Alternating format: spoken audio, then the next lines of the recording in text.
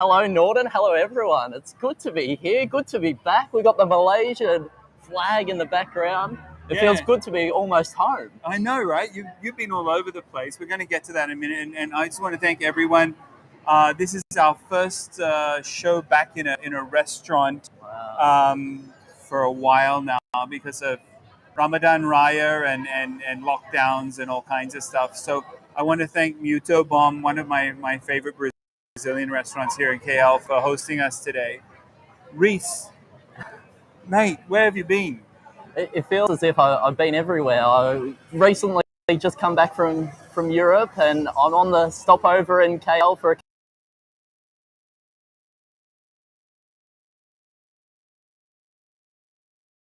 No, it's great to get out and get some. We're having some bandis. This is the lemon one. Of course, we're big supporters of good Australian food. Absolutely. Yeah. Now, Rhys, you were in different parts of Europe. Of course, you're known as someone who's a big sportsman, a big sports fan, a big sports commentator. What were you doing? What were you doing? What was I What were you doing? thinking? What were you doing? That's usually custom first question, Yeah, so I exactly. feel as if I've answered it a Yeah. couple of times. Good, But good. the reason why I went over to London specifically was because I had the opportunity to go to West Ham with DT38, which is the Dylan Tombides Foundation. All right. And I spent some time over there because we're doing some interviews and it was connected with the awareness match that was there. So right. I'm very passionate about speaking about testicular cancer, and it's quite prevalent at the moment because Yeah. a Malaysian national team footballer called Brandon Gann has recently experienced testicular cancer. Oh, really? So I didn't know the about that. awareness What is. happened? What happened? He found a lump, unfortunately, I think because he knew about the awareness All to right. go get checked, Yeah. and he discovered the lump, and he's on the recovery, and hopefully he may be on the road to the Asian Cup with the Malaysian national team, the Haramel Malaya. Yeah, exactly. That's the way that we that's our see fingers it. crossed Yeah, in exactly. 2023. Now, you're a lot of your writing, a lot of your commentary, is around football. One of the things I always talk about is Malaysia becoming a sports tourism destination, becoming a sports hub. What do you think we need to do better to get more sports being played here in Malaysia, more people coming here on tour? What are your thoughts about that? Because you're here I all the time. Yeah, I think people understand that football in Malaysia is massive. You only have to go to Chankau on a weekend. Sorry, Mum. I was at We know church. where If Mum knows. we know where she was, where But, he was. but the Yeah, coverage of football is huge. And having been to the Bukit Jalil, which whenever you think about yeah, massive destinations in the yeah, world, if it's the Eiffel Tower or it's the Sydney Harbour Bridge, you need a mecca. And the Bukit Jalil is a mecca for the footballing world. You yeah, think of the great football yeah, cathedrals, the Camp News, the yeah, Bernabeu's, Amy Park, yeah. but Bukit Jalil is I mean, a it just special gets packed. Yeah, destination. and it's like I don't know. I think they can get officially. There's one number, but I think it's like 100,000 Yeah, it was people. 80,000 when I Yeah, went against Indonesia, and that is an unrivaled huge number, experience. right? If Huge. anyone's watching this, make sure you go to the Bukit Jalil because it is a special experience. Yeah, exactly. Now, one of the things that I like is the experience of how the crowd is. Now, how do you rate? I mean, we not talk about the sport experience, but how do you rate the experience of being in there with so many people compared to some of the other places you've been around the world? Yeah, I think that's probably the aspect that I've missed most with COVID is people Yeah, being united because I think that's one of the special parts about football is even though we're all so far away, football unites us. yeah, And especially at the Bukit Jalil with the Ultras Malaya, all the fans, yeah, 75,000 singing the yeah, same songs. You yeah, don't get that. yeah. It's It's unmatched huge, in right? world It's huge. football It's huge. Yeah. What? in Southeast Asia. Yeah. Yeah. Exactly. Yeah. So when of course your video went viral. When you were here last time. Um, you were also during that time you were doing your internship. Yes. You're of course part of the New Colombo plan, the New Colombo Scholar. He's not just good looking. He's also pretty clever. He's pretty smart. He's got his smarts about him. Now, the new Colombo plan and part of what we've seen the Australian government do to look towards Asia. Tell us your experience of being part of that program, being part of the global student program, as well as now that you've come back. What how do you find coming back to a country that you were once learning in? I believe when you leave an internship or you close the door, and especially after the experience I had, Yeah. I feel as if the door is always open to come back. Mhm. That's the special part, and you've opened my eyes to Malaysia, and that's was one of the main reasons I came back, because the experiences that you have on the internship are formative, and they set you on a path to success. And you gave me the keys to success along with Jan Drew at the Global Student. G'day, Jan. How you doing? Jan is always a big fan of what we do here on a working lunch with Nordin. There's a lot of love for Jan. Big fan of the show too. I know. We're actually today what we're going to be having is burgers. We've ordered burgers. A lot of you know some of my favorite burger places. Actually, I like Muito Bom. Usually for the dinner. Usually I come in for. I mean, so many people come here for dinner with me. One, it's close to the house, and two, it's like amazing food. So what I usually, it's just these big slabs of meat, and then they just keep slicing it until you stop. But I found out the other day they actually got really good burgers. So that's why I want to let you guys know. I'm not going to mention the other burger places that I like, because you probably know those places as well. So we're going to try out some of those big places. So My mouth's watering. I know. Where's my burger? Yeah, no, I just great. Good that you're here, Rhys. Because the other thing that I wanted to ask you, now that COVID is over, and now that I wouldn't say it's over, but we're heading towards COVID being over. What do you see that has changed, and what do you see that we still need to work on getting right? Even though we spend a whole bunch of years, almost, it's like that black hole of time. Yeah. What do you see as our things that we need to improve on still? I think it's slowly building back to what it was before COVID, especially in Malaysia. I think the connection, and you're seeing at the Malaysian Global Business Forum, I've seen these events come back and people reconnecting again and not having fear about COVID. I think that's what I saw in Europe, especially, where they've put it in the rearview mirror and they want to go forward with their lives. All right. And that's probably what I've seen from my adventures. Yeah. But I think that's probably something that we can just be more open as a society in Malaysia to open our arms like you have. Yeah, no, but so now in Europe they're not wearing masks. No masks. Nothing, right? No. It's a struggle in the UK to actually find a COVID test. Okay. Yeah, that's how. Okay. So when you were coming back, you got to get no PCR Yeah. to enter Malaysia as of May 1. So you chose the right time. I got lucky You got here. lucky. Yeah, all right.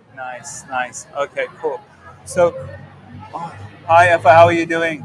Yes, we've got Rhys. We've got Rhys back, and we've got plenty of stuff on the menu coming. So Time really does fly. it does, right? It does. There's we're excited to have Rhys here. Of course, last time he was here, he was with Marlon. Rhys and Marlon together were quite the dynamic duo, dangerous dynamic duo. And luckily, we can't talk about everything on air because we were an iconic trio, really. Well, I was just there to facilitate. So when you're back in Australia, you're traveling in and out of the region, in and out of Europe, the great southern land. Yeah, it's amazing. But when you go back to Australia, you've done all these travels. Has Australia become more isolated because of the COVID experience? And is there like a whole younger generation who just like don't even have a passport? Like what do you tell them? What do you explain to them? I think it just highlighted probably the widening inequality in Australia. But on the flip side, I think it presents a perfect opportunity for sports diplomacy for Australians to build that closer ties with Right. Southeast Asia. Yeah, no, I was fortunate when I was younger to be part of younger and about 10 kilos. You're not a lighter. day over 21, Yeah. Nord. I keep telling You're you. too kind to be part of kind of like the Institute of Sport and some of the stuff that went on there and the satellite institutes. When we talk about sports diplomacy, do you see a role for the, is it the government that needs to take the lead, or is it the sporting associations, or at the club level? So what do you see? Like, of course, soccer is one. Of course, for me, cricket is a big part of that idea. But where do you see that first step taking place? Is it, yeah? What are your ideas here? Yeah, football's absolutely a powerful tool. Acutely to Malaysia, I think they need to be performing better. I think I've seen it in the history books, and they've only made 3 Asian Cups, where Australia is consistently making these competitions. That's put us on the map in Asia. But I think government can do a lot more to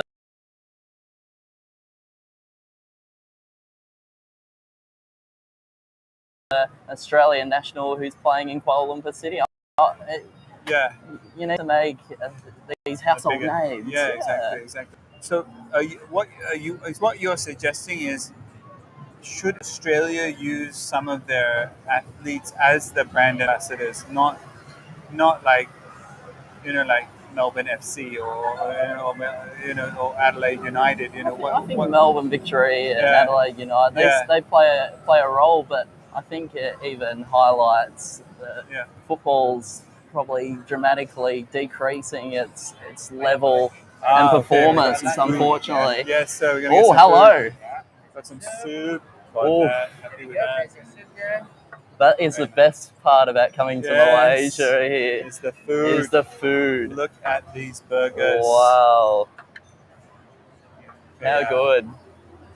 So a lot of people complain that when I get my guests on air, they never eat. that they don't get to eat. And I just want to show you guys this. Of course, there are those people who like to tell me that I need to eat healthier and all this. I agree. But look, I just want, this is, I want to be like Jamie Oliver sometimes, or who is it? No. Heston Blumenthal? Someone who just goes on food tours. So I can go and eat all these amazing foods. That could be a new documentary series. Yeah, exactly. So, but I usually, the trick, and for future guests, take in mind, the trick is to get French fries or something small that you can eat. And then after you turn off the camera, we eat the burger.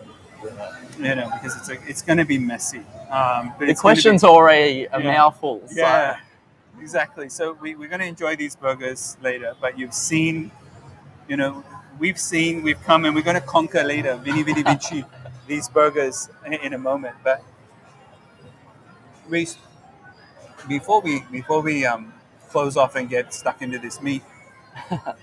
When you see yourself as a young Australian out and about in Asia, apart from the sports diplomacy and apart from what's going on, what do you see that is the role of, especially young Australians can play in Asia?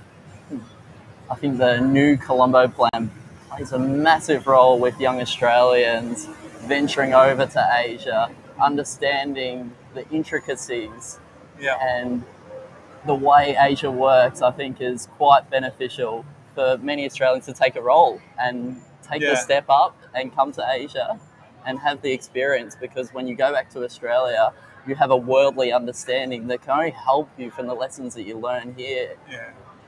Oh, nice. With your role and career. Exactly. Yeah, exactly. And I think this is one of the things that I when I first came to Malaysia 30 years ago, at first I was like, oh man, I don't want to come. But Really? yeah, because I was too busy playing basketball, too busy playing cricket, doing all these things. And then I was like, I just want to stay in Australia playing cricket. But then you realize there's a whole world out there, and I think that's really changed me, just getting out of Australia for a bit. And I So, always say, Nord, I yeah, say the different people that you meet across your journey, across your life, through your internships. I know through mine at the Global Student, I actually saw one of my friends in London, and that's yeah, just the connection. But different people bring out something with you new. So I nice, think that's nice. really, really Yeah, important lesson that I've taken out of yeah, my exactly. experiences in the last couple of years. All right, cool, cool. Before we get stuck into these burgers, like, I told Reese we're gonna do it short today, short and sweet. In terms of course, most people know that Liverpool is my favorite team, Yeah. and all the Liverpool supporters out there, be sure to put a nice comment in below. Um, Now, Reese, who is your team? Who are your teams? Who do you back? Melbourne Victory is my team. All right, It's Melbourne Victory. I say it's an spiritual experience going to All a right, Melbourne Victory game. why is that? Why? Because the connection with your friends. I've grown up with the Victory. All right, It's something that's a weekly fixture. yeah, It's almost as if you're going to like a church. religious experience. Yeah, Yeah, absolutely. So I think that has been a huge reflection of my life. The people that all I right, met through people all right, has made my life really special. okay, Yeah, and I've learned so much through the game. okay. I always say I'm a student of the game. Yeah, exactly. You do. I've Yeah, heard you say that a few times. yeah. So when it comes down to it, when we talk about this sports diplomacy, getting out in the world, clubs are going to play an important role. Individuals are going to play an important role, but it comes down to people just getting out there and doing it. Well, people have to take that impetus. Yeah, Yeah, brilliant. because as you said, Australia is isolated from the rest of the world. Yeah, So sometimes you have to step outside your comfort zone exactly. and experience something different. Speaking of experiencing something different, we're going to go and have our lunch now, and we're going to experience these burgers. Um, Oh, how good! The yes, 5 Michelin yeah, stars. we're getting some stars here, definitely. And then next week you'll see me. You'll see me. I don't know, doing some show from a gym somewhere. Just to for penance to work to burn off this stuff. But it's a really good food. I want to thank Rhys for joining us today. I want to thank everyone for the comments and questions. It's been just this amazing catch-up session. It's great to have you on the show, Rhys, and I look forward to seeing you back in Malaysia. Every time you come through, Asia, just drop by, grab a burger. We'll get some food. If it's not burgers, it's going to be nasi lemak. Oh, And then we'll see you. So yeah, any last words before we dig into these burgers? I think Jan's comment. Nordin is one of our super hosts. Always gives interns a fabulous time. They always learn a lot. Yeah. It's just the perfect way to articulate your impact on so many lives. It's super special, Nordin, and from everyone that's come across your beautiful doors here inside your office, which is everywhere. Yes. Thank you Yeah. so much. Pleasure's mine, Rhys. And on that, I want to thank everyone for joining us on a working lunch with Nordin. We're going to get stuck into this stuff, and really we'll see you again next week. And I'm glad I bought excess baggage. you did. You're going to get some excess baggage right there. So thanks, and thank you, Rhys, and thank you everyone for joining us, and we'll see you guys next week on a working lunch with Nordin. See you, bye. Can't wait. See you soon, everyone.